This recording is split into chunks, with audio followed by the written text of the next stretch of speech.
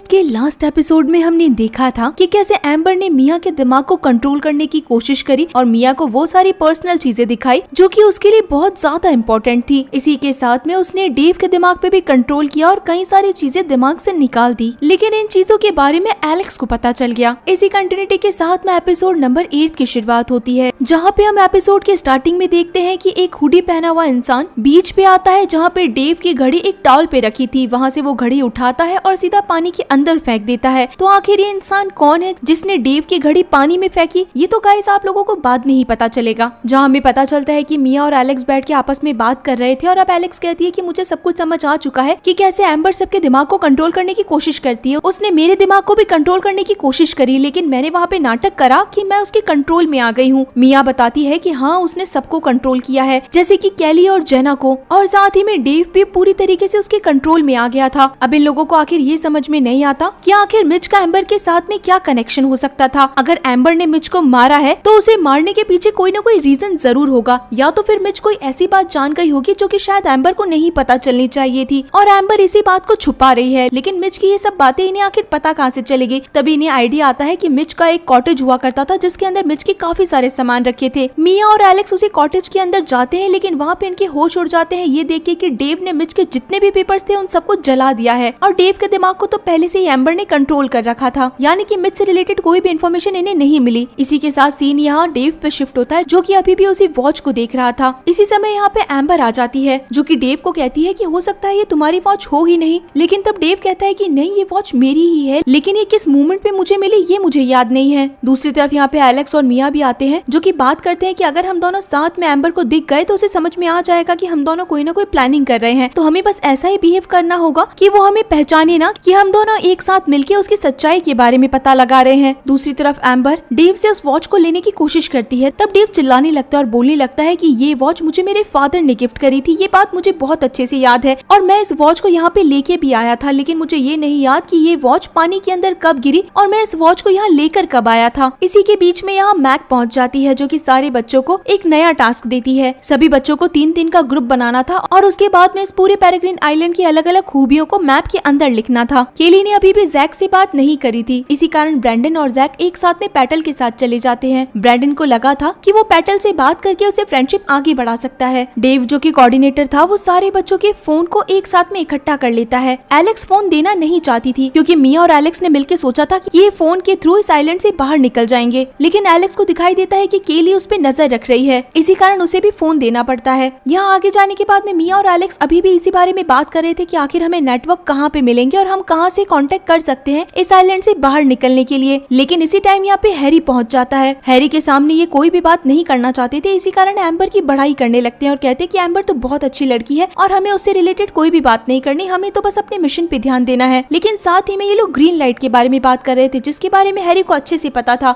Harry बताता है कि वो ग्रीन लाइट एक ड्रोन से रिलेटेड है और उस ड्रोन को मैंने अपनी आंखों से देखा था। जिसके बाद तो एलेक्स और मिया की टीम में अब हैरी भी आ गया था। यहाँ बेचारी कैली एम्बर के लिए सारा सामान इकट्ठा करके अपने बैग में लेके जा रही थी और एम्बर को तो इन चीजों से कोई मतलब ही नहीं थी क्योंकि उसे तो डेव के पीछे पीछे जाना था और उसके साथ में टाइम स्पेंड करना था। इसी कारण वो कैली को कहती है कि तुम मुझसे बहुत दूर चली जाओ। दूसरी तरफ ब्रैंडन, जैक और पैटल भी एक साथ थे, जहाँ पे ब्रैंडन को लगता है कि वो जैक को यहीं पे रोक के पैटल के साथ में कुछ टाइम स्पेंड करने के लिए जाए। दूसरी तरफ हम देखते हैं कि एलेक्स, मिया और हैरी एक साथ में बैठे थे और हैरी ने उसी ड्रोन का डायग्राम बनाया था जो कि उसने अपनी आंखों से देखा था। उसके ऊपर जो मार्क था उससे पहले वो एलेक्स ने भी देखा था, यानी कि इन चीजों के बीच में कोई ना कोई तो कनेक्टिविटी है ही। एलेक्स बताती है कि मैंने इस निशान को जहाँ पे देखा था वो एक बहुत बड़ा बंकर टाइप का था, लेकिन उसके अंदर एंटर करने की मुझे कभी भी जगह नहीं मिली। इसी के साथ हम ब्रैंडन और पैटल को देखते हैं। ब्रैंडन यहाँ पे पैटल से बात करने की कोशिश करता है कि हम दोनों आगे बढ़ सकते हैं। पैटल उसे बहुत समझाने की कोशिश करती है कि देखो मैं तुम्हारी टाइप की नहीं हूँ, लेकिन जब ब्रैंडन नहीं समझता तो पैटल एकदम स्ट्रेट फॉरवर्ड होके कह देती है कि मुझे लड़कियों में इंटरेस्ट है, मुझे लड़कियां पसंद है। एकदम से ब्रैंडन के होश उड़ जाते हैं और मानो उसका दिल ही टूट गया। तब पैटल बताती है कि जैसे तुम्हारा दिल टूटा है वैसे मेरा भी दिल टूटा है। पैटल का मतलब एलेक्स से था। यहाँ मिया, एलेक्स और हैरी तीनों उसी बंकर तक पहुँच गए थे जहाँ पे एलेक्स और पैटल एक बार पहले भी आए हुए थे। यहाँ पे मिया भी एलेक्स से पैटल के बारे में ही बात करती है। तब एलेक्स कहती है कि मुझे पैटल में कोई इंटरेस्ट नहीं है, उसने आगे होके मुझसे बात करी और इवन वो मुझे किस करने की भी कोशिश कर रही थी। तब मिया कहती है कि तुम दोनों बहुत अच्छी फ्रेंड्स हो और आपस में अच्छे भी दिखते हो। तब एलेक्स कहती है कि मैं उस जैसी लड़की नहीं हूँ, उसे लड़कियों में इंटरेस्ट होगा लेकिन मुझे उसमें कोई इंटरेस्ट नहीं है। इसी के साथ में हैरी को इस बंकर के अंदर जाने का रास्ता मिल गया था जो कि ऊपर से होके जा आ रहा था और बहुत ज्यादा डीप था। इसी के साथ हम डेव और एम्बर को देखते हैं। डेव बार बार में एम्बर को इग्नोर कर रहा था, तो एम्बर कहती है कि अगर तुम्हें मेरे साथ नहीं जाना तो तुम मुझे साफ साफ कह दो। तब डेव कहता है कि ऐसी कोई बात नहीं है, मुझे भी तुम्हारे साथ टाइम स्पेंड करना है, लेकिन बार बार में मुझे ऐसी चीजें याद आ रही है जैसे कि मैं यहाँ पे पहले भी आया हूँ। मुझे कुछ समझ नहीं आ रहा कि आखिर ये मेरे साथ क्यों हो रहा है। हो सकता है कि इन्हें बीच पे जाना चाहिए जहाँ जाकर इन्हें कुछ चीजें याद आ जाए। हम यहाँ जैक को देखते हैं जो कि बेचारा अकेला बैठा था। इसी समय यहाँ पे ब्रैंडन और पैटल लौट के आते हैं। जैक को लगता है कि शायद उसे यहाँ से जाना चाहिए, लेकिन तभी ब्रैंडन दूर से आता हुआ बताता है कि अब तुझे जाने की जरूरत बिल्कुल नहीं है, वो एलेक्स को पसंद करती है। तब पैटल बताती है कि हाँ, मैं एलेक्स को बहुत पसंद करती हूँ, लेकिन अब हम बात नहीं करते। ब्रैंडन पैटल को ये भी बताता है कि जैक कैली को पसंद करता है, लेकिन आज तक वो उसे कह नहीं पाया। तब पैटल जैक को कहती है कि तुम्हें शायद कैली को कह देना चाहिए। ये बात सुन के जैक बहुत ज्यादा मोटिवेट हो जाता है और कैली से बात करने के लिए चला जाता है। इसी के साथ सीन यहाँ मैक पे शिफ्ट होता है जो कि ऑफिस में आई थी और पूरी तरीके से फोन उसे टूटा हुआ मिलता है। ये सिर्फ एक आखिरी होप थी जहाँ पे वो किसी से भी कांटेक्ट कर सकती थी। वो बाहर आके डेव से मिलती है और डेव बिल्कुल पागलों के जैसे अपनी बॉल से खेल रहा था, यानी कि उसकी पूरी पुरानी मेमोरी गायब हो चुकी थी। वो कहता है कि मैं बस तारों से खेल रहा था कि आखिर ये काम कैसे करता है और ये पूरी तरीके से टूट गया है। आखिर तुम्हें बात ही किससे करनी है। मैक को समझ नहीं आता कि आखिर वो डेव को क्या कहे। इसी के साथ हम दूसरे वाले डेव को देखते हैं जो कि एम्बर के साथ में बीच पे आ गया था। वो अपने दिमाग पे बहुत ज्यादा जोर देने की कोशिश कर रहा था। इसी के कारण उसकी तबीयत भी खराब होती जा रही थी। उसे ऐसा फील हो रहा था कि मानो वो इस बीच पे पहले भी आया है। एम्बर उसे समझाने की कोशिश करती है कि हाँ, जिस दिन मेरे पैर में लगी थी उस दिन हम यहाँ पे आए थे, लेकिन उसी समय डेव को यहाँ पे कुछ पास्ट के सीन दिखाई देने लगते हैं। डेव को लगता है कि वो मिया के साथ में यहाँ पे पहले भी आया है और उसने उसके साथ टाइम स्पेंड किया है, यानी कि वो इस आइलैंड पे पहले भी आ चुका है। तब एम्बर कहती है कि ऐसा नहीं हो सकता, ऐसा होना ही नहीं चाहिए था। डेव को समझ नहीं आता कि आखिर एम्बर क्या कह रही है और उसी टाइम पे मानो पूरा का पूरा मूवमेंट ही रुक जाता है।